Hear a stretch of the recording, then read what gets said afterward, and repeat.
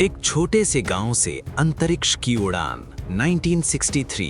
आज से 6 दशक पहले, जब भारत अभी अभी स्वतंत्रता के बाद अपने पैरों पर खड़ा होना सीख रहा था। संसाधन कम थे, लेकिन सपने बहुत बड़े। केरल की राजधानी तिरुवनंतपुरम के पास एक छोटा सा समुद्र किनारे बसा मछुआरों का गांव थुम्बा। शांत, साधारण और गरीबी से जूझता हुआ इलाका। किसी ने सोचा भी नहीं था कि यही जगह भारत के अंतरिक्ष इतिहास की जन्मभूमि बनेगी।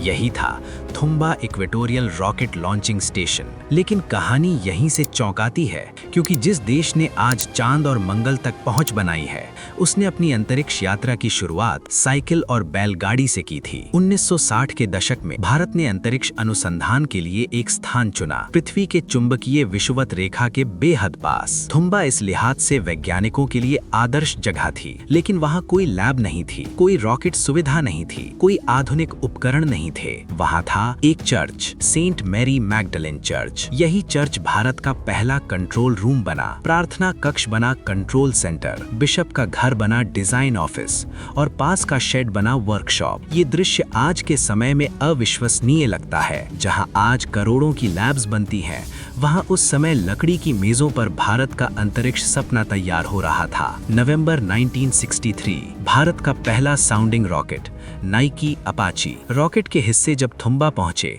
तब कोई भारी ट्रांसपोर्ट सिस्टम नहीं था, कोई क्रेन नहीं, कोई हाईटेक मशीनरी नहीं। रॉकेट का एक हिस्सा साइकिल पर रखा गया, दूसरा हिस्सा बैलगाड़ी में लादा गया। वैज्ञानिक खुद अपने हाथों से उपकरण उठा रहे थे। रेत भरी सड़कों पर, धूप में, पसीने में भीगे हुए वे जानते थे वे इतिहास लिख रहे हैं। ये दृश्य आज भी भारत के अंतरिक्ष कार्यक्रम की सबसे भावनात्मक तस्वीरों में से एक है। एक देश जो आर्थिक रूप से संघर्ष कर रहा था, वो अंतरिक्ष की ओर कदम बढ़ा रहा था, बिना शोर के, बिना दिखावे के। इस मिशन के पीछे एक नाम था, डॉक्टर विक्रम साराभाई। उन्होंने कहा था, अगर हमें दुनिया में सम्मान चाहिए तो हमें विज्ञान में आगे बढ़ना होगा। उनके साथ एक युवा इंजीनियर भी थे, एपीजे अब्दुल कलाम। तब कोई नहीं जानता था कि यही युवा वैज्ञानिक आगे चलकर भारत के मिसाइल मैन और फिर देश के राष्ट्रपति बनेंगे। लेकिन 1963 में वे भी उसी रेत भरे मैदान में खड़े थे, जहां हर पेंच,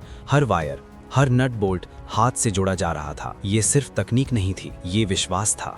21 नवंबर 1963, दोपहर का समय। सैकड़ों लोग, वैज्ञानिक, स्थानीय ग्रामीण, सबकी नजर आसमान पर। रॉकेट लॉन्च हुआ, आग की लपटें उठीं, धुआं आसमान में फैल गया और कुछ ही सेकंड में भारत ने अंतरिक्ष में अपनी पहली आधिकारिक उपस्थिति दर्ज कर दी। ये रॉकेट किसी उपग्रह को नहीं ले गया था, ये परीक्षण था वायुमंडलीय अध्ययन का। लेकिन असली बात रॉकेट नहीं था, असली बात थी एक संदेश, भारत तैयार है। उस समय भारत के पास खुद का रॉकेट नहीं था। नाइक अपाचे रॉकेट अमेरिका से आया था। भारत सीख रहा था, हर स्क्रू, हर डिजाइन, हर परीक्षण से। और ये सीखना ही आगे चलकर भारत को आत्मनिर्भर बनाएगा। कौन सोच सकता था कि जिस देश ने साइकिल पर रॉकेट ढोया था, वही देश एक दिन एक साथ 100 से ज्यादा उपग्रह लॉन्च करेगा।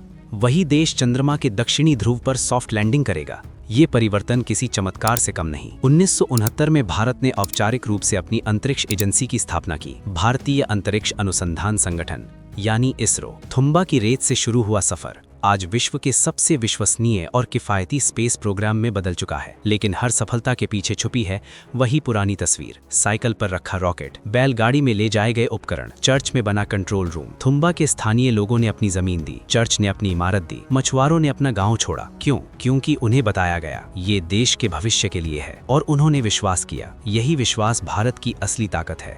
आज जब हम रॉकेट लॉन्च देखते हैं, countdown, live telemetry, digital screen, तो शायद हमें याद नहीं आता कि ये कहानी शुरू हुई थी एक साइकिल से, एक बैलगाड़ी से, एक चर्च से। 1963 का थुम्बा हमें याद दिलाता है, संसाधन कम हो सकते हैं, लेकिन इरादे मजबूत हों तो एक छोटा सा समुद्री गांव भी देश को अंतरिक्ष में पहुंचा सकता है। ये सिर्फ एक घटना नहीं थी, ये भारत के आत्मविश्वास का जन्म था। और यही कारण है थुम्बा 1963 हमेशा इतिहास में एक भावनात्मक, प्रेरणादायक और अविश्वसनीय अध्याय बना रहेगा। ये डॉक्यूमेंट्री था इसरो कैसे और कहां बना था और कैसे अपना फर्स्ट मिशन कंप्लीट किया था। ऐसे ही रिसर्च बेस्ड डॉक्यूमेंट्रीज के लिए आप बोथ डॉग्स को सब्सक्राइब कीजिए। थैंक यू दोस्तों।